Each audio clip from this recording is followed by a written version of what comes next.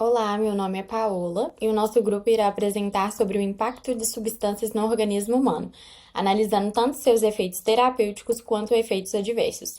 Dentro desse tema, nosso foco será uma planta muito conhecida, a maconha ou cannabis sativa. Uma planta conhecida mundialmente, mas que é muito mais complexa do que se imagina. É estudada em toxicologia justamente por causa das substâncias químicas que produz, chamadas canabinoides. O canabinoide mais conhecido é o THC, responsável pelos efeitos psicoativos, ou seja, é o que provoca a sensação de euforia, popularmente chamada de chapado. Já o CBD, ou canabidiol, não causa euforia, mas possui efeitos terapêuticos, ajudando a reduzir a ansiedade, inflamação e dor. Portanto, a maconha não é apenas uma planta usada recreativamente. Ela contém substâncias que interagem diretamente com o corpo, afetando o cérebro e o funcionamento do organismo. E é exatamente essa complexidade que estudamos em toxicologia. Oi, meu nome é Rafaela e eu vou falar um pouquinho sobre o mecanismo de ação da maconha no organismo.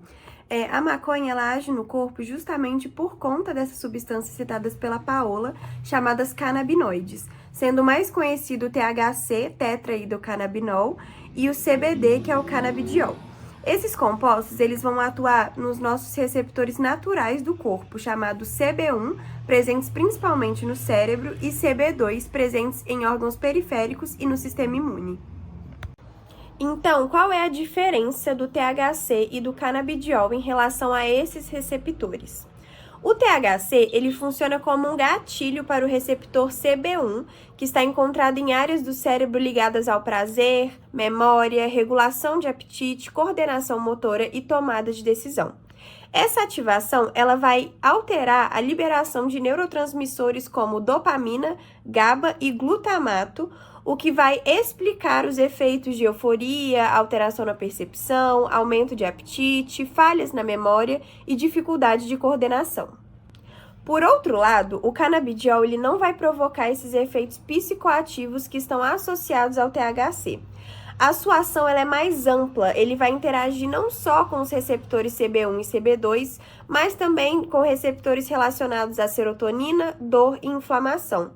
Então, devido a essas propriedades, o canabidiol ele tem sido amplamente estudado como um potencial adjuvante no tratamento de dor crônica, epilepsia, processos inflamatórios e transtornos de ansiedade.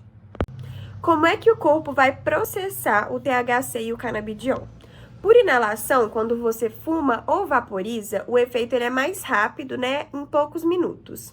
Já por ingestão, por comestíveis, a absorção ela é mais lenta, só que os efeitos eles são mais prolongados. Ambos são lipossolúveis, então eles vão acumular gordura corporal e no cérebro. E o fígado ele vai transformar o THC em outros compostos e o corpo vai eliminar pelas fezes e em menor parte pela urina. A meia-vida, né, que é o tempo para reduzir a metade no organismo, ela varia conforme a frequência de uso. Já o canabidiol, ele tem uma rota parecida, também é metabolizado pelo fígado, só que sua meia-vida tem em média de 18 a 32 horas. Boa noite, meu nome é Júlia e agora eu vou falar um pouquinho sobre os efeitos fisiológicos da maconha no nosso organismo. Bom, os efeitos da maconha, né, inicialmente, quem faz o uso dessa droga, podem variar bastante no efeito emocional que causa no organismo da pessoa, do ambiente que a pessoa está e também pode depender da concentração que essa pessoa utiliza de droga. Por exemplo, na atividade motora, geralmente tem uma redução dos movimentos, dando sonolência, mas em doses altas de THC pode acontecer o contrário. A pessoa pode ficar super eufórica, pode ficar muito agitada também. Outro exemplo, a frequência cardíaca pode ser afetada também, porque pode acelerar os batimentos, especialmente em quem está começando a utilizar essa droga. Isso pode gerar ansiedade, desconforto, mas em pessoas que são saudáveis, geralmente não costuma trazer muito risco assim, significativo de infarto, não. Outro exemplo, temperatura corporal e apetite. Primeiro, temperatura corporal, quando a pessoa utiliza essa droga, ela faz com que reduza demais a temperatura do corpo da pessoa. Sobre o apetite, geralmente quem utiliza, né, essa droga relata que ela aumenta o apetite, ela dá fome. E também, além disso, pode causar boca seca e olhos vermelhos. Geralmente quem utiliza, né, a maconha relata que sente muita fome e apelida esse sentimento, assim, de sentir fome, de abrir o apetite de larica, né? Agora, em relação ao humor, o efeito ele pode ser bem variado. Algumas pessoas, né, relatam que sentem relaxamento, outros acabam tendo um pouco de ansiedade. Tudo depende da quantidade de THC e do histórico de cada usuário. Já nos pulmões, quem usa de forma intensa por uns 10 anos pode ter um prejuízo muito grande da função pulmonar. Mas quando o uso é moderado e por aproximadamente uns 7 anos, os efeitos negativos, né, podem ser pequenos, podem ser mínimos. E por último, eu vou relatar um pouco sobre a memória. Durante o uso do THC, a memória começa a ficar curta, ou seja, a pessoa começa a se lembrar de coisas que aconteceram recentemente. E isso atrapalha muito, atrapalha o desempenho, inclusive no trabalho também. Mas esses efeitos, né, eles podem desaparecer cerca de uns 28 dias em que a pessoa interrompe esse consumo diário, né, da maconha. Portanto, os impactos do uso da maconha são bem diversos e também pode variar de pessoa para pessoa, de organismo para organismo. Então, é sempre bom a gente ficar atentos e saber o que causa no nosso organismo se fizermos o uso. Oi, eu sou a Gabriela, vou falar um pouquinho sobre os riscos da maconha. A maconha também é conhecida como cannabis, ela é atualmente a droga ilícita mais consumida no mundo, então é de suma importância abordar os riscos associados ao seu consumo, dando ênfase aos efeitos cognitivos, psicológicos e físicos, especialmente em adolescentes e usuários de longo prazo. Então, o uso da maconha, ele gera impacto cognitivo. Diversos estudos mostram que o uso regular da maconha está associado a déficits cognitivos significativos. Pesquisas indicam prejuízo nas seguintes áreas: QI e desempenho intelectual. Estudos mostram queda de até 8 pontos no QI entre usuários que começaram o consumo na adolescência. Funções executivas, habilidades como planejamento, tomada de decisão e controle inibitório também são prejudicados. Esses efeitos persistem mesmo após a abstinência de 12 horas ou mais. E por último, memória e atenção. Usuários frequentes apresentam pior desempenho em tarefas que exigem atenção sustentada e memória de curto prazo. Esses déficits são particularmente mais graves em pessoas que iniciaram o uso ainda jovens, devido à imaturidade cerebral nessa fase da vida. E também, o uso da maconha na adolescência ele prejudica o desenvolvimento cerebral. A adolescência é um período crítico para o desenvolvimento cerebral. O uso de maconha durante essa fase pode trazer consequências duradouras, como o desenvolvimento cerebral prejudicado. O THC ele afeta diretamente o córtex pré-frontal, a área responsável pelo controle de impulsos e decisões. Desempenho escolar e intelectual. Adolescentes usuários apresentam pior desempenho em testes neuropsicológicos em comparação a não usuários. E persistência dos efeitos. Mesmo após a interrupção do uso, muitos dos prejuízos cognitivos podem permanecer por anos. Então, esses dados mostram que quanto mais cedo se inicia o consumo, maiores são os riscos. E por último, a maconha também está relacionada à saúde mental e transtornos psiquiátricos. O impacto da maconha na saúde mental é um dos aspectos mais preocupantes devido à dependência. Aproximadamente 9% dos usuários eles desenvolvem dependência. Entre os que consomem diariamente, esse número pode chegar a 20%. Também gera ansiedade e depressão. Embora alguns usem a maconha para relaxar, o uso frequente pode aumentar os sintomas de ansiedade e depressão ao longo do tempo. A psicose e esquizofrenia.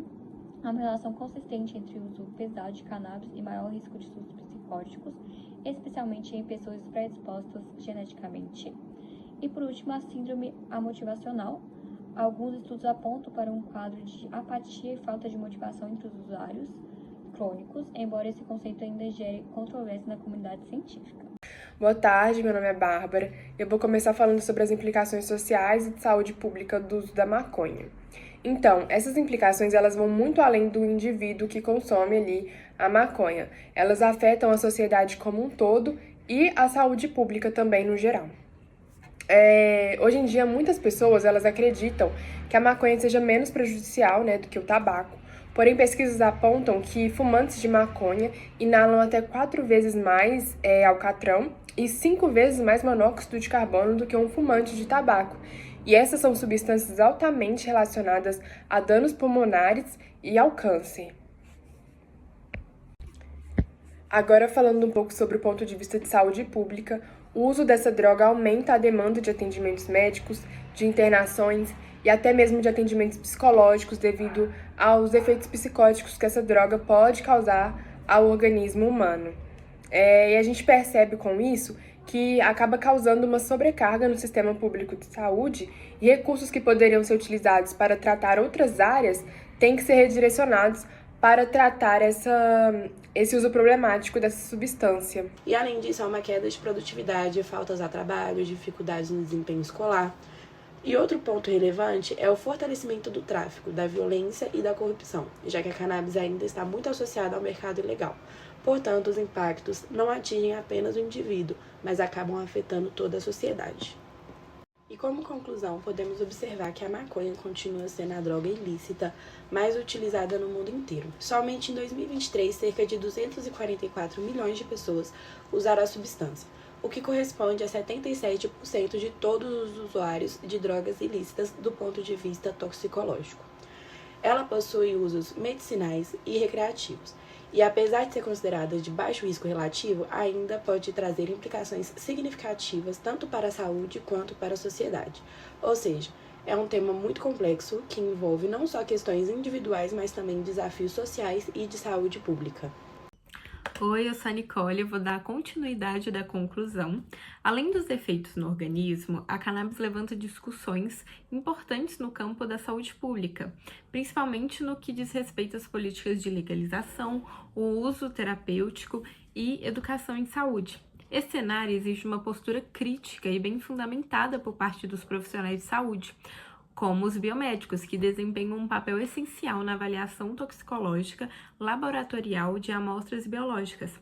Também atuam em pesquisas científicas, contribuindo para o aprofundamento do conhecimento sobre os efeitos e mecanismos da ação da substância, além de participarem ativamente em ações de orientação e conscientização da população, promovendo o uso responsável quando indicado e identificando possíveis casos de abuso ou dependência. Por fim, vale refletir sobre o uso da cannabis à luz de contextos sociais e culturais. Um exemplo recente é do cantor Matuê, que é frequentemente criticado pela associação à maconha, especialmente por integrar a cultura do rap.